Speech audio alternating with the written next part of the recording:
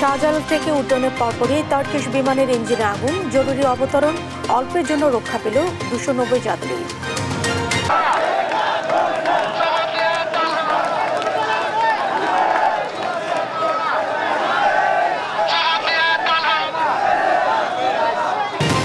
ইশরাককে দক্ষিণ সিটির মেয়র পদে দেখতে অনড় সমর্থকরা নগর ভবনে চলছে অবস্থান কর্মসূচি, ব্যাহত নাগরিক সেবা। তাদের বিশেষ কোনো উদ্দেশ্যকে প্রতিফলিত করার জন্যই তারা এই রায়কে প্রলম্বিত করছে বা এই রায়ের বাস্তবায়নে বিঘ্ন ঘটাচ্ছে। হত্যা চেষ্টা মামলায় জামিন পেলেন অভিনেত্রী নুসরাত ফারিয়া। নারী নির্যাতন মামলায় গ্রেফতার সঙ্গীতশিল্পী মাইনুল হাসান নোবেল। রাজুকের বিরুদ্ধে ড্যাব দুর্নীতির অভিযোগ, ঘুষের প্রতিবাদে ঘেরাও কর্মসূচি জমি মালিকদের। ইমারত নির্মাণ বিধিমালা পুনর্বহাল দাবি। দেশে যাত্রা শুরু স্যাটেলাইট ভিত্তিক ইন্টারনেট স্টারলিংকের, থাকছে 2টি প্যাকেজ। আজ থেকে অর্ডার করতে পারবেন গ্রাহকরা।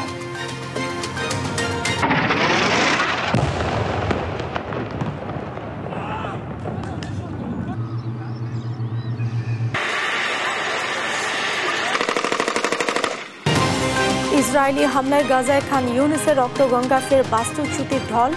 যুক্তরাজ্য, ফ্রান্স ও কানাডার নিষেধাজ্ঞার হুমকি। এবং 7ম বাংলাদেশি হিসেবে পৃথিবীর সর্বোচ্চ চূড়া এভারেস্ট জয় শাকিলের। কক্সবাজার থেকে পায়ে হেঁটে রওনা করে চূড়ায় ওঠেন তিনি।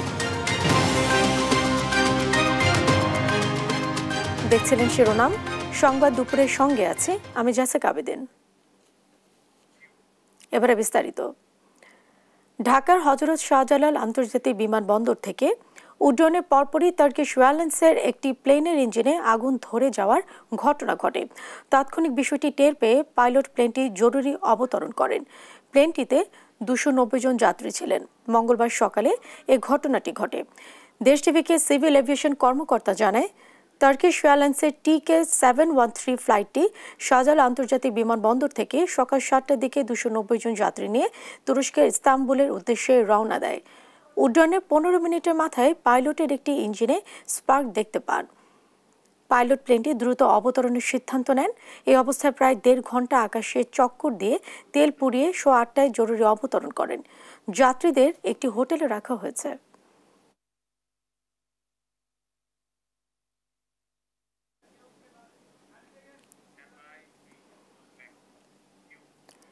ঢাকা দক্ষিণ সিটি কর্পোরেশনের মেয়র হিসেবে ইশরাক হোসেনকে শপথ পড়ানোর দাবিতে নগর ভবনের সামনে অবস্থান কর্মসূচি পালন করছেন তার সমর্থকরা। টানা 6ষ্ঠ দিনের মতো এই কর্মসূচি পালন করছেন তারা। মঙ্গলবার সকাল থেকেই নগর ভবনের সামনে অবস্থান কর্মসূচি করে নগরবাসীর ব্যানারে নেতাকর্মী সহ সাধারণ জনগণ। রাজধানীর বিভিন্ন স্থান হতে ছোট ছোট মিছিল নিয়ে নগর ভবনের সামনে আসে তার সমর্থকরা। আদালতের রায় অনুযায়ী ইশরাক হোসেনের শপথের দাবিতে এই কর্মসূচি পালন করছেন ইশরাকপন্থীরা। এ সময় দ্রুত সময়ের মধ্যে ইশরাকের শপথ পাঠ করানোর দাবি জানান তারা। বলেন, নিরপেক্ষতা বিসর্জন দিয়ে যারা একটি দলের প্রতিনিধির কাজ করছে তাদের অবিলম্বে পদত্যাগ করতে হবে।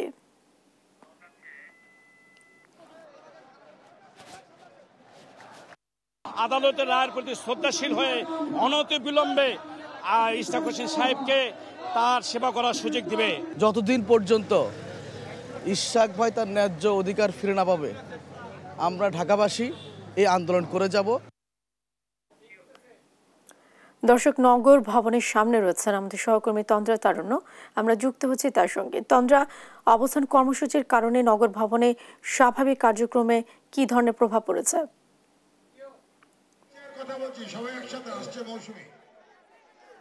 জেসিকা, আজকে কিন্তু 6ষ্ঠ দিনের মতো নগর ভবনের সামনে আসলে ইশরাকপন্থী যারা রয়েছেন, ইশরাকের সমর্থনে যারা রয়েছেন, তারা এখানে আজকে অবস্থান কর্মসূচি পালন করছেন। এবং এখানে কিন্তু সকাল থেকে যতটুকু মানুষজন ছিল তার থেকে এখন আরও দ্বিগুণ বলা যায় যে মানুষজন এখানে আছে। এবং পাশাপাশি যদি আমি একটু বলি যে এখানে কিন্তু আজকে আবারও স্টেজ করে এখানে হচ্ছে তারা এখানে কনসার্টের মতো আয়োজন করেছে যারা নেতাকর্মী থেকে শুরু করে সাধারণ জনগণ যারা এসেছেন তাদেরকে আসলে উজ্জীবিত করার জন্য কিন্তু এখানে কনসার্টের আয়োজন করা হয়েছে এবং আমরা দেখেছি যে কিছুক্ষণ আগে থেকে আসলে এখানে নানা ধরনের সঙ্গীত পরিবেশন করা হচ্ছে, কবিতা তারা বলছেন এবং কবিতার পাশাপাশি তারা এখানে স্লোগানও দিচ্ছেন। স্লোগানে বলা যায় যে পুরো জায়গাটি মুখরিত হয়ে আছে এবং এখানে বিভিন্ন ওয়ার্ড থেকে শুরু করে যারা রয়েছেন বিভিন্ন জায়গা থেকে আসলে রাজধানীর নগর ভবন এলাকার আশেপাশ থেকে যত ওয়ার্ড আছে সব ওয়ার্ড থেকে আসলে তারা এখানে এসেছেন এবং বিভিন্ন ধরনের ছোট ছোট ব্যানার নিয়ে তারা এসেছেন এবং সকাল থেকে আমরা যতটুকু দেখেছি যে তারা যখন এখানে এসেছেন আসার পর থেকে তারা একটি দাবি করছেন, সেটি হচ্ছে যে দাবিতে তারা আসলে লাস্ট গত 5 দিন ধরে তারা আসলে যে দাবিটি নিয়ে এখানে এসেছে সেটি হচ্ছে মেয়র ইশরাককে মেয়র হিসেবে আসলে শপথ পাঠ করানো যে ব্যাপারটি। পাশাপাশি তারা কিন্তু এখন এটিও বলছে যে আসলে অনতিবিলম্বে যত দ্রুত সম্ভব ইশরাককে শপথ পাঠ যেন করানো হয়, যদি না করানো হয় সেক্ষেত্রে কিন্তু তারা বলছেন যে আসলে যতদিন দরকার ততদিন পর্যন্ত তারা তাদের এই আন্দোলন কিন্তু তারা চালিয়ে যাবেন। পাশাপাশি তারা কিন্তু যে আসলে নিরপেক্ষতা বিসর্জন দিয়ে কোনো একটি দল প্রতিনিধির কাজ করছে এবং তাদেরও অবিলম্বে তারা কিন্তু বলছেন যে পদত্যাগে তারা দাবি করছেন। এবং পাশাপাশি যদি একটু জানিয়ে রাখি যে এখানে কিন্তু শুধু নগরবাসীর ব্যানারেই সবাই এসেছেন বা সাধারণ জনগণই নয়, এর পাশাপাশি কিন্তু দলীয় নেতা যারা রয়েছেন, নেতা কর্মীরা যারা রয়েছেন তারাও কিন্তু এখানে এসেছেন এবং তারা এখানে সকাল থেকেই আছেন এবং অবস্থান কর্মসূচিতে এখানে সবাই একত্রিত হয়ে অংশগ্রহণ করেছেন। তবে একটি কথা যেটি না বলেই নয় যে নগর ভবনের মূল ফটকের সামনে এইভাবে স্টেজ করে তারা যেভাবে কনসার্ট করছে এবং পাশাপাশি যে পরিমাণে এখানে মানুষ জড়ো হয়েছে, সাধারণ জনগণ তারা জড়ো হয়েছে এবং একত্রিত হয়ে আছেন, এক্ষেত্রে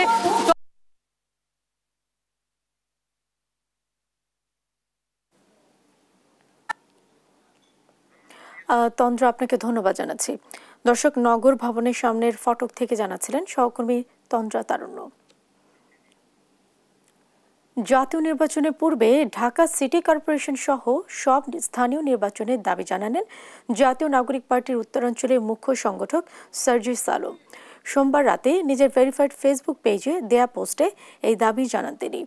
সার্জিস ফেসবুক পোস্টে উল্লেখ করেন, জাতীয় নির্বাচনের পূর্বে ঢাকা সিটি কর্পোরেশন সহ সব স্থানীয় নির্বাচন হলে ইশরাকের মতো যোগ্য ব্যক্তিরা তুলনামূলক লেভেল প্লেইং ফিল্ডে প্রতিযোগিতা করে গ্রহণযোগ্যতা এবং জনপ্রিয়তার মাপকাঠিতে জনপ্রতিনিধি নির্বাচিত হবে।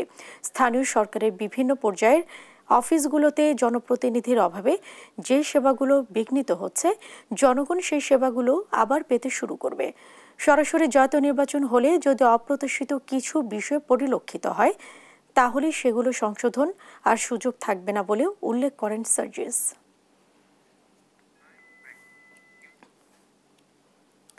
বৈষম্য বিরোধী আন্দোলনের মধ্যে হত্যা চেষ্টার অভিযোগে কারাগারে পাঠানোর একদিনের মাথায় নানামুখী আলোচনা সমালোচনার মধ্যে জামিন পেলেন ঢাকায় সিনেমার নায়িকা নুসরাত ফারিয়া। মঙ্গলবার ঢাকায় মুখ্য মহানগর হাকিম মোস্তাফিজুর রহমান তার জামিনের আদেশ দেন বলে ফারিয়ার আইনজীবী মোহাম্মদ ইফতেখার হোসেন জানান। তিনি বলেন, নুসরাত ফারিয়ার জামিন চেয়ে স্পেশাল পুট আপ জমা দেন।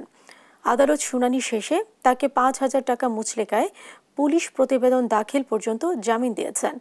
গত রোববার হযরত শাহজালাল আন্তর্জাতিক বিমানবন্দর থেকে বাংলাদেশ বিমানের একটি ফ্লাইটে থাইল্যান্ড যাচ্ছিলেন অভিনেত্রী ফারিয়া। কিন্তু 2024 সালের বৈষম্য বিরোধী আন্দোলন চলাকালীন রাজধানীর ভাটারা থানাধীন এলাকায় হওয়া এক হত্যা চেষ্টা মামলায় আসামি করা হয় অভিনেত্রী ফারিয়াকে। তাই বিদেশ যাত্রা আটকে দিয়ে ইমিগ্রেশন পুলিশ তাকে আটক করে। যেহেতু প্রতিবেদন জমা দিয়ে দিয়েছে সেহেতু we had another ground to move for bail petition, সেটা আমরা মুভ করি আজকে সকালে এবং আদালত 1 থেকে জামিন গ্র্যান্ট করে দেওয়া হয়। বিকজ কথায় সত্যতা পাওয়া গেছে যে at that point of time July থেকে অগাস্টের 12-13 দিন উনি দেশের বাইরে ছিলেন। কোনো নিরপরাধ মানুষ যাতে কোনো বিচারের বাইরে সে অযথা যেন হয়রানি না হয় এবং সেজন্য রাষ্ট্রপক্ষ আজকে সেজন্য আদালতকে অনুরোধ করে যে তাদের কোনো অভিযোগ নেই যদি তাকে জামিন দেওয়া হয়। সঙ্গীতশিল্পী মাইনুল হাসান নোবেলকে গ্রেফতার করেছে পুলিশ। তার বিরুদ্ধে নারী নির্যাতনের অভিযোগ রয়েছে। মাইনুল হাসান নোবেলকে গ্রেফতার করে ডেমরা থানা পুলিশ। মঙ্গলবার ডিএমপির মিডিয়া অ্যান্ড পাবলিক রিলেশনস বিভাগের উপ পুলিশ কমিশনার মোহাম্মদ তালিবুর রহমান এ তথ্য নিশ্চিত করেছেন। তিনি জানান, নারী নির্যাতন মামলায় মাইনুল হাসান নোবেলকে গ্রেফতার করা হয়েছে।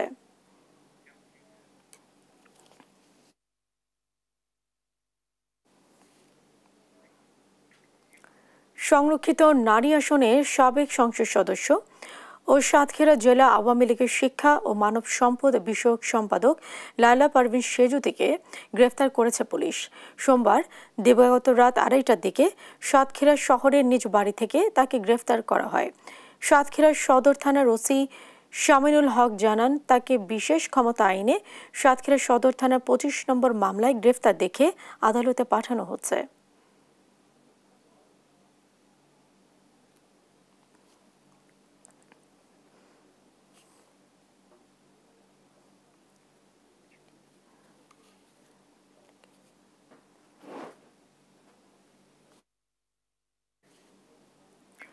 রাজধানীর ভাসানটেকে অভিযান চালিয়ে হিটলু বাবু গ্যাং প্রধান সহ 10 জন সদস্যকে গ্রেফতার করেছে সেনাবাহিনী। সেই সঙ্গে অস্ত্র গুলি উদ্ধার করা হয়েছে। সোমবার রাতে গোয়েন্দা তথ্যের ভিত্তিতে মাটিকাটা এলাকায় অভিযান পরিচালনা করে সেনাবাহিনীর একটি বিশেষ দল। অভিযানে নেতৃত্ব দেন ক্যাম্প কমান্ডার ক্যাপ্টেন মুশফিক এবং উপ অধিনায়ক ক্যাপ্টেন শারহান। পরে জানানো হয়, কুখ্যাত অপরাধী সংগঠক হিটলু বাবু গ্যাং এর প্রধান সহ মোট 10 জন সদস্যকে গ্রেফতার করা হয়েছে। অভিযানে তাদের কাছ থেকে 4টি আগ্নেয়াস্ত্র সহ 28 রাউন্ড গুলি উদ্ধার করা হয়। বিশদ অঞ্চল পরিকল্পনা ড্যাব বাতিল করে ইমারত নির্মাণ বিধিমালা পুনর্বহালের দাবিতে রাজুক ভবনের সামনে ঘেরাও কর্মসূচি পালন করছে Dhaka city land owners association. সকাল 9টা থেকে রাজুক ভবনের সামনে অবস্থান নেন রাজধানীর বিভিন্ন এলাকার ভূমি মালিকরা। তাদের দাবি, বিগত সরকারের প্রণীত ড্যাব বৈষম্যমূলক। তাদের অভিযোগ, পতিত সরকারের কতিপয় দোসরদের প্রেসক্রিপশনে গণপূর্ত মন্ত্রণালয়কে পাশ কাটিয়ে এলজিআরডি মন্ত্রণালয়ের তত্ত্বাবধানে তড়িঘড়ি করে দেশের স্বার্থবিরোধী বেআইনি ড্যাব 2022 থেকে 2035 প্রকাশ করা হয় এবং উদ্দেশ্য প্রণোদিতভাবে কেড়ে নেওয়া হয় ঢাকা মহানগরের ভবন নির্মাণের অধিকার। বিভিন্ন সময় স্মারকলিপি মানববন্ধন করলেও তাদের দাবি রাজুক আমলে নিচ্ছে না, বিধায় ঘেরাও কর্মসূচি দিতে বাধ্য হন। দ্রুত সময়ের মধ্যে দাবি না মানলে সব ভূমি মালিকদের নিয়ে আরও কঠোর কর্মসূচির হুঁশিয়ারি দেন তারা।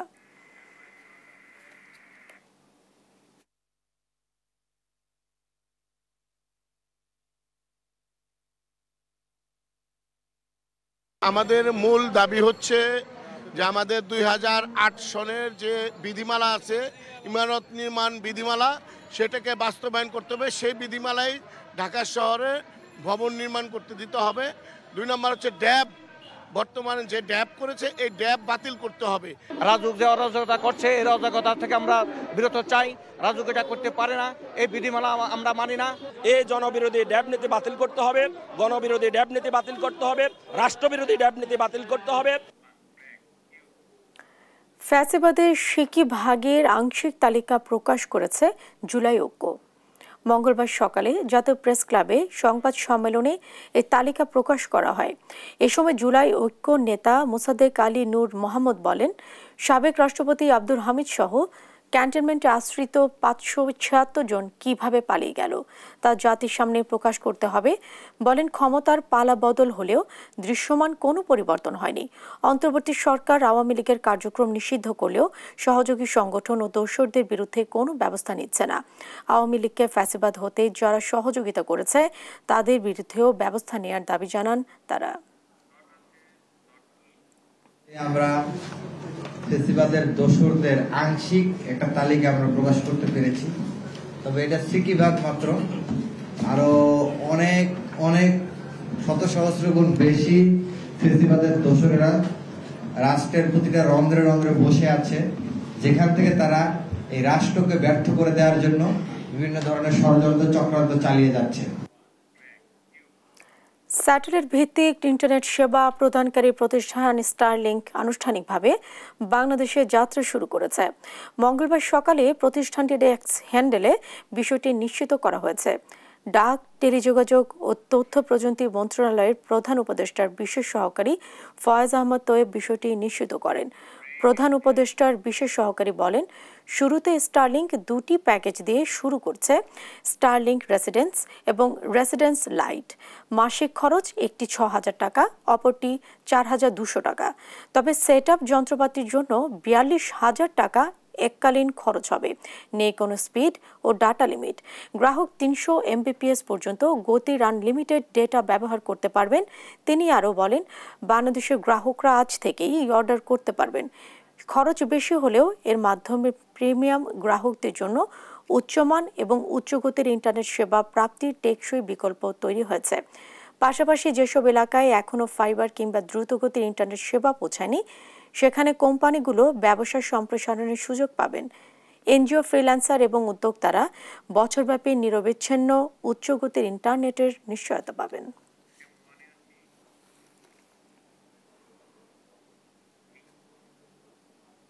মানিকগঞ্জ 250 শয্যা বিশিষ্ট জেলা হাসপাতালে ওষুধ ও চিকিৎসক সংকটে ভোগান্তিতে পড়েছেন রোগীরা। সেবা না পেয়ে অনেকে ফিরে যাচ্ছেন। সংকটের কারণে ধীর গতিতে চলছে হাসপাতালের কার্যক্রম। কর্তৃপক্ষ জানিয়েছে, একাধিকবার চিঠির মাধ্যমে ডাক্তার সংকটের বিষয়টি ঊর্ধ্বতন কর্তৃপক্ষকে জানানো হলেও এখনও সমাধান মেলেনি। ফলে কাঙ্ক্ষিত সেবা দেওয়া সম্ভব হচ্ছে না। সহকর্মী আব্দুল আলিমের পাঠানো তথ্য ছবিতে আরও জানাচ্ছেন অঙ্কন চৌধুরী। 2017 সালে মানিকগঞ্জ জেলা সদর হাসপাতালটি 100 শয্যা থেকে 250 শয্যায় উন্নীত হলেও 8 বছর পরেও প্রয়োজনীয় জনবল পূরণ হয়নি। শুধু নার্স নিয়োগ দেওয়া হলেও ডাক্তার ও অন্যান্য পদে কোনো উল্লেখযোগ্য নিয়োগ দেওয়া হয়নি। সম্প্রতি এখানে তীব্র ওষুধ সংকটও দেখা দিয়েছে। ফলে রোগীদের সংখ্যা বাড়লেও কাঙ্ক্ষিত সেবা পাচ্ছে না সাধারণ মানুষ। অনেকেই ঘন্টার পর ঘন্টা অপেক্ষা করেও চিকিৎসা না পেয়ে বাধ্য হয়ে যাচ্ছেন বেসরকারি ক্লিনিক বা হাসপাতালে। গরিব মানুষ টিকিট কাটছে, ডাক্তার নাই, ওষুধ নাই। ডাক্তার দেখাইতে পারবো কিনা এটা সঠিক জানা। এখন ডাক্তার দেখাতে গেছি, তাও পাই নাই। এতে করে নিম্নবিত্তরা চিকিৎসা ও ওষুধ খরচ বহনে অসহায় হয়ে পড়েছেন। রোগীরা দ্রুত ডাক্তার ও ওষুধ সংকট নিরসন করে মানসম্মত সেবা নিশ্চিত করার দাবি জানিয়েছেন। কত ওষুধ কিনা খামু, সমস্যা তো আমরা গরিব মানুষ বড়। ওষুধ লিখছে কিন্তু ওষুধ নাই। 4 প্রকার ওষুধ আছে, দিছে মাত্র 1 প্রকার লেখা, তো 1 প্রকার এখানে সাপ্লাই নাই। মানিকগঞ্জ 250 শয্যা হাসপাতালে 11টি কনসালটেন্ট পদের মধ্যে কর্মরত আছেন মাত্র 2 জন। দীর্ঘদিন ধরে 9টি পদ শূন্য। পাশাপাশি রয়েছে ওষুধ সংকট। হাসপাতাল কর্তৃপক্ষ জানিয়েছেন, জনবল ও ওষুধ সংকট দূর হলে কাঙ্ক্ষিত সেবা দেওয়া সম্ভব হবে। ঊর্ধ্বতন কর্তৃপক্ষের কাছে আমরা চিঠি লিখি সেই শূন্য পদগুলো পূরণ করার জন্য। যখনই আমাদের সেই শূন্য পদগুলো পূরণ হবে, তখনই আমরা আরো অধিকতর সার্ভিস দিতে পারবো রোগীদেরকে। দ্রুত সমস্যাগুলো সমাধানের মাধ্যমে সংকট নিরসন করে স্বাস্থ্যসেবা স্বাভাবিক করার দাবি রোগী ও তাদের পরিবারের। নিউজ ডেস্ক, দেশ টিভি। দিনাজপুরে কোরবানির ঈদ সামনে রেখে পশু মোটা তাজা করছেন খামারিরা। তারা বিজ্ঞানসম্মত ও স্বাস্থ্যসম্মতভাবে প্রস্তুত করছেন কোরবানির এসব পশু। ভারত ও মিয়ানমার থেকে গরু না আসলে এবার আশানুরূপ দাম পাওয়ার আশা তাদের। সহকর্মী হারুনুর রশিদের পাঠানো তথ্য ছবিতে অঙ্কন চৌধুরীর আরও একটি রিপোর্ট। দিনাজপুর জেলার 13টি উপজেলায় মোট 1,64,656টি গরু মহিষ ও 2,41,335টি ছাগল ভেড়া মোটাতাজাকরণ করা হয়েছে। খামারিরা উপজেলা ও জেলা প্রাণী সম্পদ অধিদপ্তরের সঙ্গে নিবিড় যোগাযোগ রেখে বিজ্ঞানসম্মত স্বাস্থ্যসম্মত উপায়ে মোটাতাজাকরণ করেছে। সবকিছু ঠিক থাকলে এবার ভালো লাভের আশা করছে খামারিরা। প্রাকৃতিক খাবারে এসব গরু ছাগল মোটাতাজা করা হয়েছে। তবে ভারতীয় ও মিয়ানমারের গরু আসলে লোকসানের মুখে পড়তে হবে খামারিদের। তাই গরু আমদানি বন্ধে উদ্যোগ দেখতে চান তারা।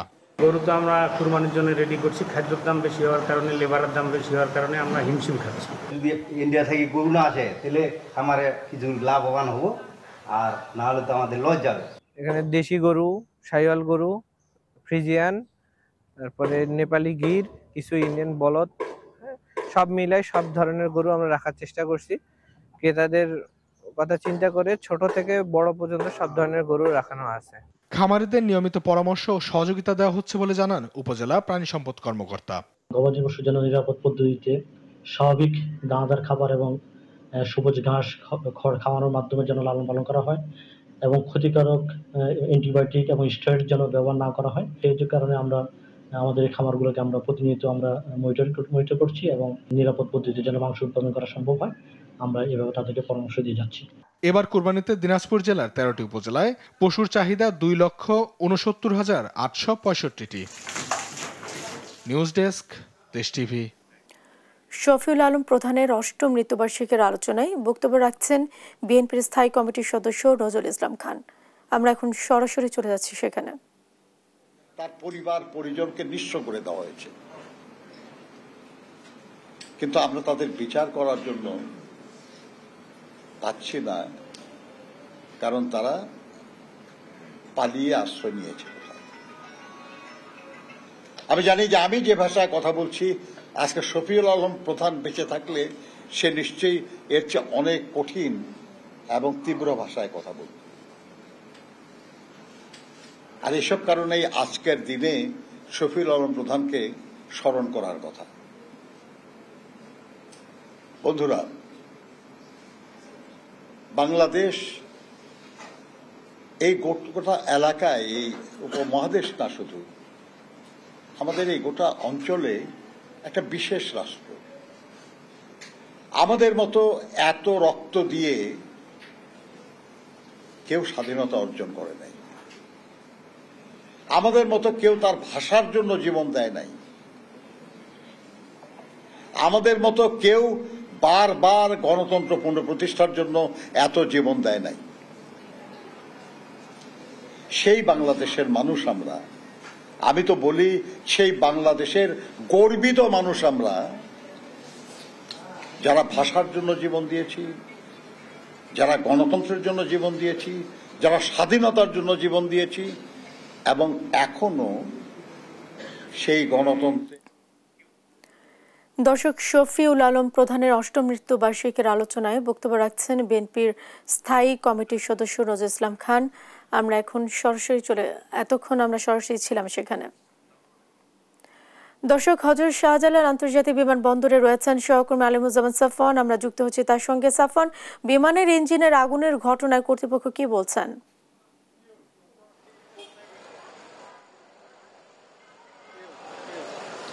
ঢাকা থেকে আসলে টার্কিশ এয়ারলাইনের একটি ফ্লাইট আজ সকালে তুরস্কের ইস্তাম্বুলে যাওয়ার কথা ছিল। সেই ফ্লাইট নাম্বারটি ছিল TK317। তো সেই ফ্লাইটটি আসলে ঢাকায় সকাল 7টার কিছু পরে আসলে উড্ডয়ন করে এবং হযরত শাহজালাল আন্তর্জাতিক বিমানবন্দরে থেকে উড্ডয়ন করার পর সেই ফ্লাইটটি কিন্তু আসলে দুর্ঘটনার কবলে পড়ে। আমরা আসলে যতটুকু জানতে পেরেছি, হয়তো একটি বার্ড হিটিংয়ের ঘটনা সেই ফ্লাইটের ইঞ্জিনে হতে পারে, যার কারণে আসলে ফ্লাইটের যে ইঞ্জিন সেখান থেকে আসলে আগুনের যে স্ফুলিঙ্গ সেটি কিন্তু আসলে পাইলট লক্ষ্য করতে পারেন এবং সেটি কিন্তু তৎক্ষণাৎ তারা কিন্তু ঢাকার যে কন্ট্রোল টাওয়ার রয়েছে সেখানে কিন্তু তারা পায় সেই ফ্লাইটের যে পাইলট রয়েছেন তিনি কিন্তু যোগাযোগ করে তার যে বিপদের কথা সেটি কিন্তু তারা জানান এবং এরপরে আসলে এখান থেকে আসলে সিদ্ধান্ত যেটি নেওয়া হয় যে ফ্লাইটটি আসলে তুরস্কে আর যাবে না, অর্থাৎ ইস্তাম্বুলের উদ্দেশ্যে আর যাবে না, সেটি আবার ঢাকার হযরত শাহজালাল আন্তর্জাতিক বিমানবন্দরে জরুরিভাবে আসলে ফিরে এসে অবতরণ করবে। তো কিছুক্ষণ পরে আমরা যেটি জানতে পেরেছি যে তারা প্রায় আকাশে 1.5 ঘন্টারও বেশি ঢাকার যে আকাশ রয়েছে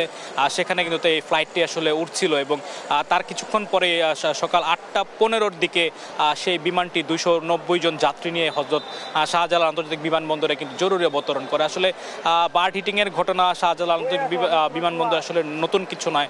বিমানবন্দর কর্তৃপক্ষ এই বার্ড হিটিং নিয়ে আসলে বেশ কিছু বছর ধরে কিন্তু কাজ করে যাচ্ছেন।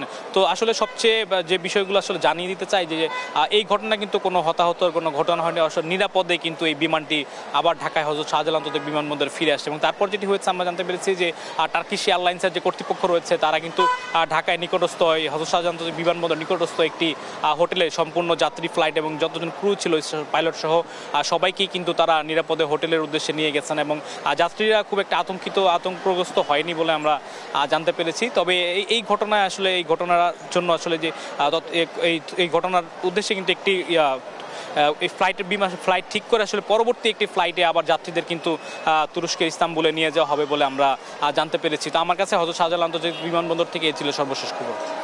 সাফন, ধন্যবাদ আপনাকে। দর্শক, হযরত শাহজালাল আন্তর্জাতিক বিমানবন্দর থেকে জানাচ্ছিলেন সহকর্মী আলিমুজ্জামান সাফওয়ান।